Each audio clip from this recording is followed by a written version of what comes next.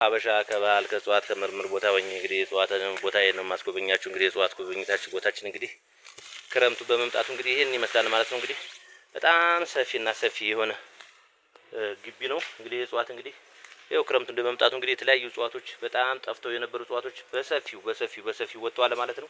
ይሄ የምታዩት ለምሳሌ አሁን ይሄ እንግዲህ ሀብላሊት ወይም አለብላቢት የምንለው ነው። ይሄ ደግሞ ግጣ በሁሉም ቦታ ይገኛል፣ ግን ይሄ የተለየ ነው ማለት ነው። ይሄ የምታዩት ደግሞ እንግዲህ ይሄው ለምሳሌ አሁን ዳማካሲ ሁለት አይነት ነው። ይሄ ኦሪጂናሉ ነው። ሌላ ደግሞ በአበባም ይለያያሉ፣ በቅጠላቸው የሚለያዩ ማለት ነው። ያኛውን ደግሞ አሳያችኋለሁ ማለት ነው። እንግዲህ ሀበሻ የባህል ሕክምና የተለያዩ እጽዋቶች እነ ኩርንችት እንደዚህ ሆነዋል። እንግዲህ እዚህ የሌለ ነገር የለም ማለት ነው። ሁሉም እጽዋት በብዛት ወጥቷል ማለት ነው። እያበበ ነው። እንደገና እንግዲህ ጠፍተው የነበሩ እጽዋቶችም እንግዲህ በብዛት ወጥቷል ማለት ነው። ይሄ ደግሞ እንደምታዩት እንግዲህ አረንጓዴ ቢጫ ቀይ የሆነ እዩት። ይሄ አረንጓዴ ቢጫ ቀይ ደማአጥቅ ይባላል። ደማአጥቅ እንግዲህ ለብዙ ነገር የሚሆን ነው። ይሄ ጸደፍተራ ይሉታል። በጣም እንግዲህ አረንጓዴ ቢጫ ቀይ ትክክለኛ የኢትዮጵያን ሰንደቅ ዓላማ የያዘ እጽዋት ትክክለኛ ነው። ይሄ የኢትዮጵያን ሰንደቅ ዓላማ የያዘ እጽዋት ነው። ይሄ አገር በቀል ኢትዮጵያ ውስጥ ብቻ የሚገኝ እጽዋት ነው።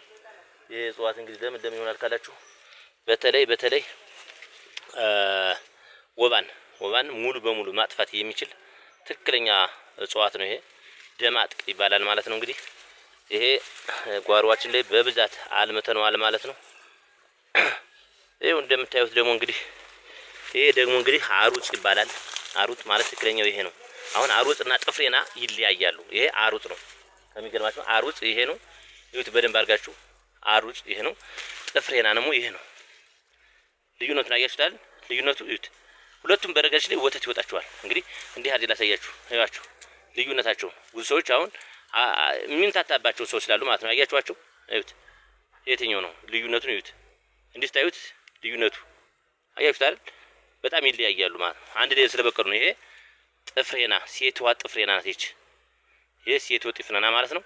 ይሄ ደግሞ አሩጽ ማለት ትክክለኛው አሩጽ ይሄ ነው። የወንዙ ነው። ይሄ ወንዝ ላይ ነው የሚገኘው። ይሄኛው ደግሞ በፈለገው ቦታ ላይ የሚበቅል ጥፍሬና ነው ወይም ጥፍሬንዶ ይባላል። በጣም ብዙ ገቢ ያለው በተለይ ቡዳን በስነ ስርዓት የሚያስለፈልፍ ትክክለኛው የሆነ ነው። እነዚህ የምታያቸው ፍየለ ፈጅ እንግዲህ ብዙ አይነታቸው ፍየለ ፈጅ አሁን ብዙ ሰው በአንድ አይነት ፈርጇል። ፍየለ ፈጅ ይሄ ትክክለኛው ፍየለ ፈጅ ይባላል። ይሄ እንግዲህ ፍየለ ፈጅ ይሄን ይመስላል ማለት ነው። እንግዲህ አሁን ለምሳሌ ይሄ እንኳን እንሶስላ አሁን ለምሳሌ ይሄ ጠፍቶ ነበር። አሁን ይወጣው አይበውና አያችሁት? እንሶስላ ለምን ይላል? ድሮ አባቶቻችን ቀይ ቀለም ይጠቀሙበት የነበረው ይሄ ነው። አንደኛው ቀይ ቀለም እንግዲህ በብራና ላይ ተጽፎ የሚገኘው ቀዩ ቀለም ይሄ ነው። የዝ ነው። ሰዎች ደግሞ እጅ ያለሰልሳል። በእርግጥ ለፊት ለቡግርም ለተለያየ ነገር የምንጠቀምበት ትክክለኛው ነው። እንግዲህ ይሄ ነው የምታዩት። እንግዲህ የተለያዩ እጽዋቶች ናቸው። አሁን እጽዋት በጣም የሚፈልግ ነው። እንግዲህ በእንደዚህ ያለ ላይ በነገራችን ስሙ መግለጽ አያስፈልግም ማለት ነው። እነዚህ እጽዋቶች በተሐድሶ ናቸው። በጣም ገራሚ ናቸው። ይሄ እጽዋት አሁን በጣም ከምን ብል ገራሚ በጣም የሚገርም ትክክለኛ ነው። እነዚህ ደግሞ እንደምታዩቸው ደግሞ ጸድቡና ይባላል። እነዚህ ጸድቡና ደግሞ እናቸው እንደምታዩቸው እንደዚህ ናቸው። እንግዲህ ከሀበሻ ከእጽዋት ከምርምር ማዕከል ላይ የማይገኝ ነገር የለም። በብዛት እየበቀለ ነው። ይሄው እንደዚህ ደግሞ አሁን ለምሳሌ ይሄ አሁን ወቅቱ አይደለም። ይሄ አሁን አልወቅቱ ወጧል ማለት ነው። ለምን ይሄ ስረ ብዙ ወይም ስሯ ብዙ ትባላለች ማለት ነው። እንግዲህ ወቅቱን ይጠብቅና አሁን እንደ ወይብላ በብዛት በቅሏል ማለት ነው። እንግዲህ ወይብላ አሁን እየወጣ ነው። እንግዲህ አሁን እያየሁት ነው። በብዛት ወጧል ወይብላ። ይሄ ደግሞ የምታዩት ደግሞ እንግዲህ ጭፌ ይባላል። ይሄ በጣም የተለየ ከባድ እጽዋት ነው። ይሄ ስኳርን ሆነ እንደገና ደግሞ እንትን ይሄ በሰውነት ላይ ያለ የሞራ ስብን በስነ ስርዓት ማጥፋት የሚችል ትክክለኛ ነው። እኛ የኩላሊት ኩላሊት ወይም ጉበት ላይ ሞራ ሲኖር በዚህ ነው የምናስለቀው። በጣም አደገኛ እጽዋት ነው። ከባድ ነው። ይሄ እንግዲህ በደጋ በቆላ የሚገኝ ትክክለኛው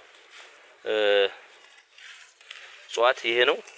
ይሄ እንኳን ተመሳሳይ ብዙም የለውም፣ አንድ አይነት ብቻ ነው።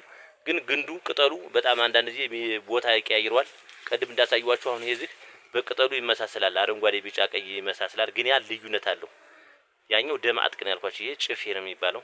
አይገናኝም በስምም ግን በቅጠላቸው ትንሽ የተወሰነ በነገራችን ላይ በቅጠል የሚመሳሰሉ ብዙ አትክልቶች አሉ። ብዙ ነገሮች የሚቀራረቡ አሉ ማለት ነው። ይሄን ይመስላል እንግዲህ ሀበሻ የባህል ሕክምና የእጽዋት የምርምር ማዕከል ማለት ነው። ሌሎች ደግሞ አሉ እንግዲህ ብዙ ነገሮች ማናሳያችሁ የማይታዩ አሉ። ሚዲያ ላይ ቁጭ ብለው እየለቀሙ የሰውን እውቀት ለመውሰድ የሚሯሯጡ ብዙዎች ስላሉ ነው እንጂ በተለያየ ነገር አለ እዚህኛው ጓሮ ውስጥ የማይገኝ የለም ማለት ነው። አሁን ይሄ በጣም ታሪከኛ እጽዋት ነው እንደምታዩት። በጣም ገራሚና ገራሚ እጽዋት ነው። የእጽዋት አሁን ለብዙ ነገር ነው እንጠቀምበት። በተለይ ውሻ በከፋ ጊዜ ለመፍትሄ ሆነ ማንኛውም ሰው እንኳን ብዙ ነገር አንድ ነገር ቢደርስበት የዝን እንኳን አጥቦ ቢረጨው በእርግጠኝነት መፍትሄው አስተማማኝ የሆነ ነው፣ ይጠቅማል ማለት ነው። እንግዲህ ሁሉም እንዲያውቀው የሀበሻ የባህል ሕክምና የእጽዋት ምርምር ማዕከልን ፎሎ አድርጉት፣ በደንብ እንትን በሉት። በቀጣይ ደግሞ በሌላ ፕሮግራም በሌላ እጽዋት እስከምንገናኝ ሰላም እንገናኝ። ሀበሻ የባህል ሕክምና ዘመጋቢ ጥባት ነኝ።